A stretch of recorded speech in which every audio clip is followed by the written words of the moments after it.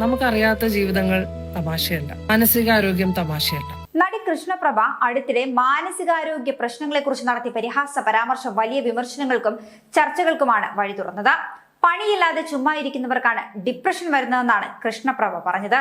ഈ വിഷയത്തിൽ നടിയും അവതാരകയുമായ ജുവൽ മേരി നടത്തിയ ഒരു പ്രതികരണം ഇപ്പോൾ ശ്രദ്ധേയമാകുന്നു.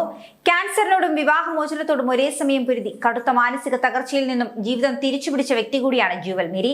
സ്വന്തം അനുഭവങ്ങളുടെ പശ്ചാത്തലത്തിൽ മാനസികാരോഗ്യത്തെ നിസ്സാരവൽക്കരിക്കുന്നതിനെതിരെ ശക്തമായ ഭാഷയിൽ തന്നെയാണ് ജുവൽ പ്രതികരിക്കുന്നത്. മാനസിക പ്രശ്നങ്ങളെ നിസാരവൽക്കരിച്ച് ചിരിക്കുന്നത് ആരോഗ്യപരമായ മാനസികാവസ്ഥയായി തനിക്ക് തോന്നുന്നില്ല എന്നും ഇത്തരം അറിവില്ലായ്മ കൊണ്ടുള്ള ചർച്ചകൾ വേദനിപ്പിക്കുന്നുവെന്നും ജുവൽ പറയുന്നു. പലപ്പോഴും സിനിമകളിലും സാഹിത്യത്തിലും വട്ടൊരു തമാശയാണ്. ഒരുപാട് കാലമൊന്നുമായിട്ടില്ല പൊതുബോധത്തിൽ ഈ ക്രൂരമായ തമാശ ചോദ്യം ചെയ്തു തുടങ്ങിയിട്ട്.